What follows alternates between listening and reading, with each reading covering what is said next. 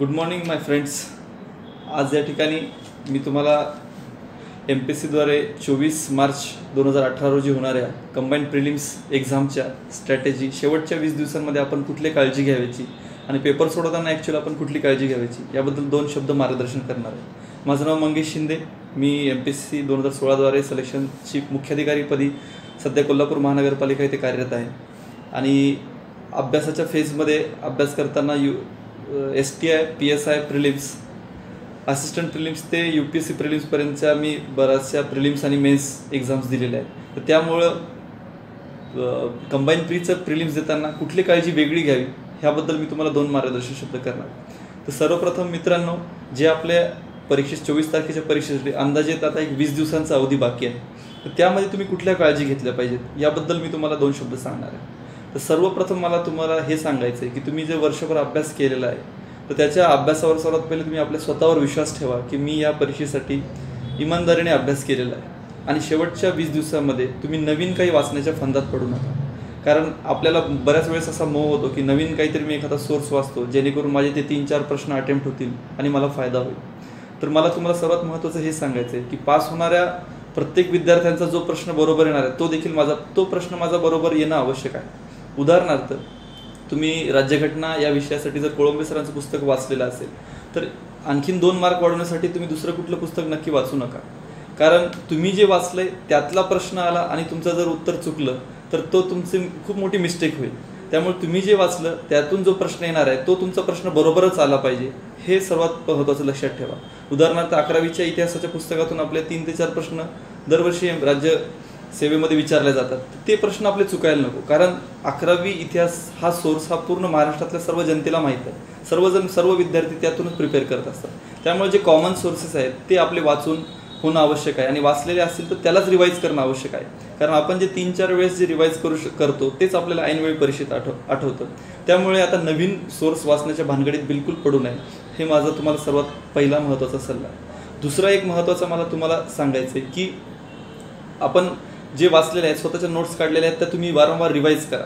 Revise करताना सर्वात महत्त्वाचं आहे की तुम्ही रिव्हिजनचा आपला स्पीड वाढवा. रिव्हिजन इज नॉट रीडिंग, म्हणजे आपण जे वाचलं आहे तेच पुन्हा पुन्हा वाचू नका. तुम्ही पुन्हा वाचताना आपला स्पीड वाढला पाहिजे. जर त्या स्पीडनी तुम्ही वाचत राहिला तर तुम्हाला तो डबल अवधी लागू शकतो. त्यामुळे तुम्ही काय करा की आपला वाचनाचा वेग खूप वाढवा. कारण आता आपल्याला जेवढ्या गोष्टी अडतात, कुठं आठवत नाही असं वाटतं, तेवढ्याच गोष्टी फक्त बघायच्या आणि त्याचं रिव्हिजन करायचं. ज्या गोष्टी आपल्याला ऑलरेडी येतात त्यासाठी पुन्हा वेळ घालवू नका. त्यामध्ये देखील आपले स्ट्रॉंग पॉईंट्स कोणते आणि वीक पॉईंट्स म्हटले हे लक्षात घ्या. उदाहरणार्थ माझं उदाहरण द्यायचं राहिलं तर मला रसायनशास्त्र जो आपला विषय आहे त्यातल्या बऱ्याचशा गोष्टी मला यायच्या नाहीत. म्हणजे केमिस्ट्रीचं काही विचारलं तर इक्वेशन वगैरे समजायचं नाही, तर त्याच्यासाठी तुम्ही वेळ मी कधीच घालवायचं नाही. कारण मला माहीत होतं मला ते येणार नाही. That is my weak point. पण करंट अफेअर्स असेल, पॉलिटी असेल तर त्याचं मी मार्क्स कधी जाऊ दिले नाहीत. किंवा अंकगणित असेल, यासाठी आपण नेहमी यासाठी आपण प्रयत्न केले पाहिजेत. तर सर्वप्रथम आपण नवीन काही वाचायचं नाही आहे त्या गोष्टी आपण रिवाईज करायच्या आणि राहिलेल्या 20 दिवसामध्ये जितक्या पॉसिबल होतील, जर तुम्ही आधी सराव चाचण्या दिल्या असतील तर वेल अँड गुड. पण जर कोणी सराव चाचण्या जर दिल्या नसतील तर सराव चाचण्या तुम्ही कमीत कमी 5 ते 10 तुम्ही सराव चाचण्यांचा सराव करा. जेणेकरून तुम्हाला 1 तासात पेपर मॅनेजमेंट आपण कसं करायचं याचं तुम्हाला नियोजन कळेल. कारण माझ्या स्वतःच्या अनुभवावरून सांगतो, जो 1 तास आपल्याला आयोगाने दिलेला वेळ आहे तो कसा निघून जातो परीक्षा सुरू झाल्यावर हे आपल्याला लक्षात येत नाही. आणि त्यामध्ये आपल्या अटेम्प्ट करायचा राहू शकतो किंवा प्रश्नाकडे आपण बघितलंच नाही, अशा आपल्या मिस्टेक होऊ शकतात. त्यामुळे तुम्ही आता जर वेळ आहे जेवढ्या वेळात कमीत कमी 5 ते 10 जर तुम्ही प्रश्न सोडवले तर तुम्हाला त्या स्पीडचा अंदाज येईल. त्यामुळे तुम्ही त्या जास्तीत जास्त क्वेश्चन पेपर सोडवण्याकडे सुद्धा सराव चाचण्या देण्याकडे लक्ष द्या. तिसरी एक महत्त्वाची गोष्ट आहे की बरेचसे विद्यार्थी परीक्षेचं टेन्शन घेतात की 2 लाख मुलं परीक्षा देणार आहेत, माझा कुठं नंबर लागणार आहे आणि मी खूप अभ्यास केला आहे, मी होईल का पास. तर ही जी अनामिक भीती आहे ती मनातून तुम्ही काढून टाका. तुम्ही स्वतःशी प्रामाणिक राहा. तुम्ही अभ्यास केलेला आहे तर यश तुम्हाला हे नक्की मिळणारच आहे. त्यामुळे तुम्ही आणि बरेचसे विद्यार्थी टेन्शनमध्ये येऊन आपलं डेली रुटीन सोडून देतात, जागरण करतात किंवा जेवण कमी करायला लागतात किंवा इतर काही गोष्टी आपलं डेली रुटीन सोडून देतात. तर तुम्ही तसं करू नका. जे आपण वेळापत्रक आपल्यासाठी आपण जे मागील 3-4 महिन्यापासून आपण कंटिन्यू केलेलं आहे तेच आपलं शेवटपर्यंत ठेवा. कारण लक्षात ठेवा की एकाच दिवशी एका रात्री जर तुम्ही 16 तास अभ्यास करून त्याचा तुम्हाला उलट निगेटिव्ह परिणाम जास्त होतील. त्यापेक्षा तुम्ही 8 ते 12 तासाचा आपला जो तुमचा अवधी असेल त्याच्यावर तुम्ही कंटिन्यू राहा. व्यवस्थित जेवण करा, व्यवस्थित झोप घ्या, फळे खा, ध्यानधारणा काय जे करू शकत असाल मन शांत ठेवण्यासाठी त्या गोष्टी करा. त्यासोबत ज्या शेवटच्या 20 दिवसांमध्ये जसं मी तुम्हाला सांगितलं की आपले स्ट्रॉंग पॉईंट्स आहेत त्यावरच कॉन्सन्ट्रेट करा. उदाहरणार्थ माझं जर उदाहरण द्यायचं झालं, ज्यावेळेस मी PSI, STA आणि प्रिलिम आमच्या 2-3 वर्षापूर्वी वेगवेगळ्या सेपरेट एक्झाम्स होत्या त्यावेळेस फोकस करतो, त्यावेळेस माझे जे स्ट्रॉंग पॉईंट्स आहेत की चालू घडामोडीचं उत्तर माझं चुकलं नाही पाहिजे, अंकगणितात मला पैकीच्या पैकी गुण मिळाले पाहिजे. ह्या 25 मार्कावरच माझं फोकस असल्यामुळे 25 पैकी तिथं 20 मिळाले तर इतर उरलेल्या 75 गुणांमधून 25 ते 30 गुण मिळवणं मला अवघड जायचं नाही. तर अशा पद्धतीने तुमचे जे स्ट्रॉंग पॉईंट्स असतील त्यावर तुम्ही लक्ष द्या.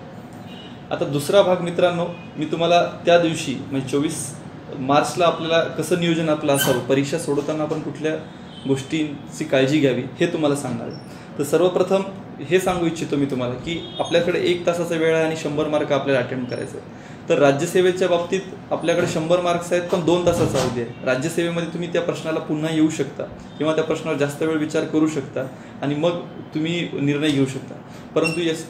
परंतु कंबाईन प्रीमध्ये तुम्हाला तो अवधी मिळणार नाही. जस्ट तुम्ही प्रश्न बघितला की तुम्हाला उत्तर येत असेल तर तुम्ही तिथं टिक करायचं, येत नसेल तर पुढं जायचं. अशा स्पीडनीच तुम्हाला पुढे जावं लागेल, अन्यथा तुम्हाला वेळ पुरणार नाही. आणि त्यासाठी तुम्ही काय करायला पाहिजे, तुम्हाला वेळ पुराव्यासाठी आता जे काही प्रॅक्टिस करत असाल किंवा तुम्ही केलेली असेल ते करताना तुम्ही बघायचं की माझे ठराविक वेळेमध्ये तेवढे प्रश्न अटेम्प्ट झालेले आहेत का. उदाहरणार्थ अर्ध्या तासाचा वेळ झाला असेल तर माझे कमीत कमी 50 ते 55 किंवा 45 ते 55 या रेंजमध्ये क्वेश्चन्स अटेम्प्ट झालेले असायला हवे. हे झालेत का हे पाहणं आवश्यक आहे. तर कमीत कमी 1 तासाच्या अवधीमध्ये तुम्ही आपल्या घड्याळाकडे लक्ष ठेवणं आवश्यक आहे, जेणेकरून तुमचं पेपर कव्हर होईल. कारण लक्षात घ्या मित्रांनो, आपले आयोगाचे पेपर सेट ABCD हे वेगवेगळे असतात. जर एखाद्या सेटमध्ये सोपे प्रश्नही शेवटी असतील, जर चालू घडामोडीचे प्रश्न शेवटचे 5-6 प्रश्न असतील आणि जे तुम्ही 1 तासाच्या अवधीत पाहूही शकला नाहीत तर तुमचे हातचे मार्क्स जाण्याची संभावना असते. त्यामुळे पूर्ण पेपर तुमच्या डोळ्याखालून जाणं फार आवश्यक आहे. त्याकरिता तुम्हाला स्पीड मेंटेन करणं आवश्यक आहे आणि तो स्पीड मेंटेन करण्याकरता आतापासून जे आपले सराव चाचणी सोडताना प्रॅक्टिसमध्ये तुम्ही जास्तीत जास्त स्पीड मेंटेन करण्याचा प्रयत्न करा. त्यानंतर मित्रांनो, विद्यार्थ्यांचा एक प्रश्न असतो नेहमी की मी अटेम्प्ट किती करावा. तर अटेम्प्ट किती करावा ह्याचं काही आयडियल उत्तर असू शकत नाही, पण अनुभवावरून मी तुम्हाला एक जनरल सांगू इच्छितो की कुठल्याही आपल्या परीक्षांचा कंबाईनचा जर आपण कट ऑफ बघितला तो 50 मार्कांच्या रेंजमध्ये असतो, म्हणजे 45 ते 55 असू शकतो.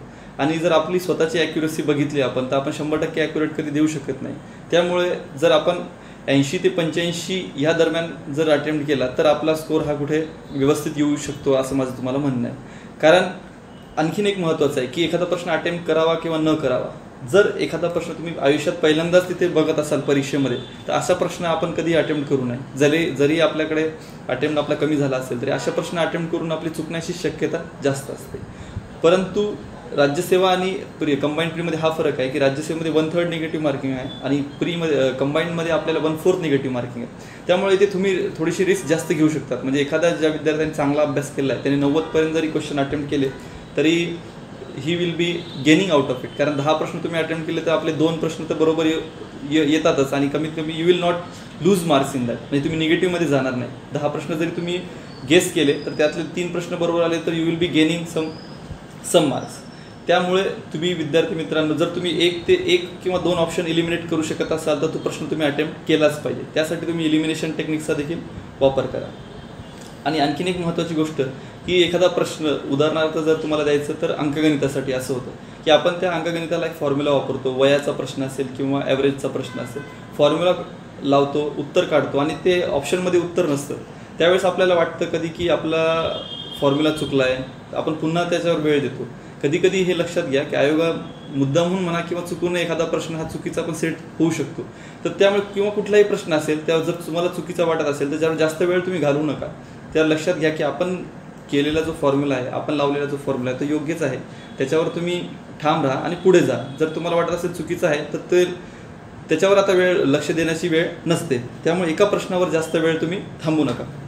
त्यामुळे संपूर्ण पेपर अटेम्प्ट करणे, वेळेत सोडवणे हे फार आवश्यक आहे. दुसरी एक शेवटची महत्त्वाची गोष्ट आहे मित्रांनो की आपण सिली मिस्टेक करतो टेन्शनमध्ये किंवा अँझायटीमुळे. आपण B उत्तर असताना मार्क करताना C करतो किंवा आयोगसुद्धा काय करतं, D उत्तर असेल तर ते Bच्या ठिकाणी दिलेलं असतं. मग ते आपण 2 नंबरला मार्क करण्याऐवजी आपण चुकून ते 4 नंबरला मार्क करतो. तर अशी सिली मिस्टेक करू नका. किंवा 45 नंबरला मार्क करायचं असतं, आपण ते 46ला उत्तर मार्क करतो आणि नंतर मग आपलं 45चं उत्तर चुकतं आणि 46चे चुकतं. अशा पद्धतीने आपल्याला लॉस होऊ शकतो. या सिली मिस्टेक तुमच्या सराव चाचणीचं जर तुम्ही योग्य प्रकारे दिल्या तर ते तुमचे सिली मिस्टेक देखील कमी होतील. आणखीन एक शेवटची गोष्ट की आपल्याला 11 वाजता पेपर सुरू होण्याच्या आधी 1 तास आयोगाने तिथे परीक्षास्थळी आपल्याला उपस्थित राहायला सांगितलं असतं. त्या 1 तासात तुम्ही बिलकुल टेन्शन घेऊ नका, शांतपणे दीर्घ श्वसन करा आणि मला हा पेपर सोपा जाणार आहे किंवा माझा अभ्यास मी पूर्ण केलेला आहे हे शांत चित्ताने स्वतःला काय म्हणतो आपण त्याला एक ऑटो सजेशन करत राहा, जेणेकरून तुमच्यात ते पॉझिटिव्ह एनर्जी राहील आणि तुम्ही तिथे कूल होण्यास म्हणजे आपल्या नॉर्मल स्थितीला येण्यास तुम्हाला तिथे वाव मिळेल. आणि लक्षात घ्या, जर तुम्ही आपल्या नॅचरल स्टेटला असाल तरच तुमचा परफॉर्मन्स हा मॅक्झिमम असेल. तर विद्यार्थी मित्रांनो, ह्या काही महत्त्वाच्या मला तुम्हाला सूचना द्यायच्या होत्या. ह्या सूचनांचा तुम्ही वापर केला तर तुम्ही नक्कीच कंबाईनची प्रिलिम्स पास व्हाल आणि मुख्य परीक्षेसाठी तुम्हाला संधी मिळेल. तर सर्व विद्यार्थी मित्रांनो, धन्यवाद.